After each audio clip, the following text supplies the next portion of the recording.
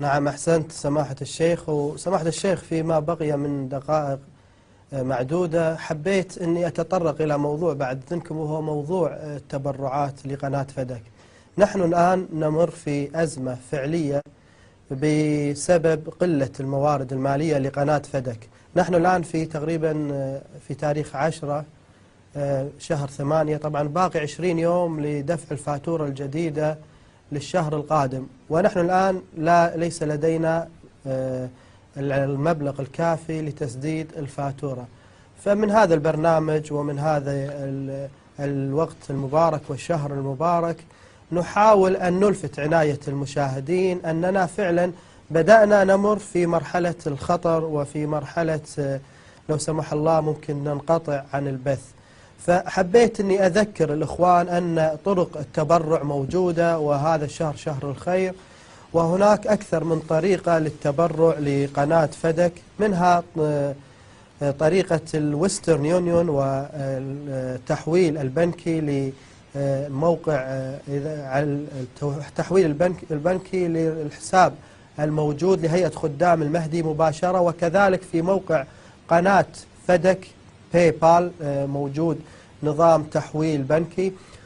ونحن إن شاء الله سنعمل برنامج يوم إن شاء الله أعتقد يوم الجمعة القادم، وسنوضح من هذا البرنامج إن شاء الله توضيحا وشرحا تفصيليا لطريقة التبرع. صدقوني يا أخواني، طريقة التبرع سهلة جدا ولا تحتاج إلى يعني شرح أكثر من مرة، لأن الذي يحب يعني يفعل الخير يستطيع أن يبحث عنه ويستطيع أن يجده بسهولة. هناك طرق عديدة، منها شركة ويسترن يونيون، وسنضع يمكن الإخوان بعضهم يعني يستصعبون أن يتصلون تلفون على القناة ويأخذون الاسم اللي يحولون عليه المبلغ. لذلك راح نسوي خدمة أن نحط الاسم، وما نخلي الاسم مثلا اسم هيئة خدام المهدي، ممكن يصير عليه إشكال، يقولون أنت مثلا حولت فلوس إلى هيئة خدام المهدي، وهذا يتخوفون منه بعض الإخوان. راح نخلي لهم اسم أحد الإخوان اللي يقدرون يحولون المبلغ باسمه تحويل مباشر باسم هذا الأخ، وهذا الأخ إن شاء الله بعد ما يستلم المبلغ هني، وطبعا يضعه في حساب الهيئة. وكذلك ممكن نعطيكم حساب شخصي لنفس الأخ، حتى إذا كان تحويل باسم الهيئة ممكن فيه إشكال، يكون تحويل من شخص إلى شخص.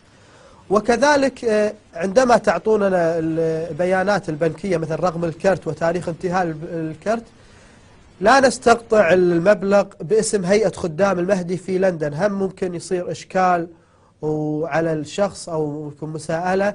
نستقطعه من شركة تابعة لنا، شركة باسم شركة سفريات، وإن شاء الله يكون في ميزان أعمالكم هذا العمل.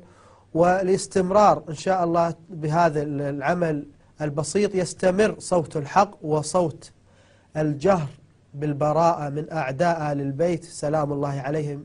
أعزائي المشاهدين، هذه القناة هي القناة الوحيدة التي تذكر الأشياء بمسمياتها وتذكر الملعونين بأسمائهم.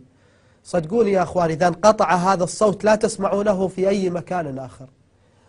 صدقوا الحين هذه القناة عندما تشاهدون بطريقة سهلة تضعون الريموت كنترول على قناة فدك، ونعطيكم الروايات والمصادر ببحث علمي وبحث دقيق لذكر ماذا قالوا أهل البيت سلام الله عليهم بأعدائهم. هذا الصوت لو سمح الله في هذه المرحلة التي بدأناها من هذا اليوم، وهي مرحلة تقريبا 20 يوم، يعني في 1/9 إذا لم نسدد فاتورة البث المباشر يعني نأسف إلى انقطاع هذا الصوت الولائي البرائي.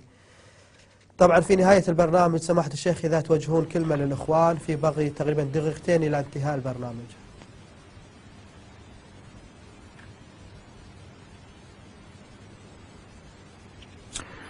يعني كلمتنا يعني تتصل بكلمتك، وهي أننا نجدد حثنا للإخوة المؤمنين والمؤمنات في كل مكان أن يمدوا العون لهذه القناة التي حقيقة هي قناة مميزة من هذه الجهة، أنها بحمد الله تعالى تجهر بالحق ولا تضع لنفسها حدودا إلا حدود الله جل وعلا. ليست عندها لا مصلحة مع جهة ولا عندها يعني أي مصلحة دنيوية في بعد من الأبعاد.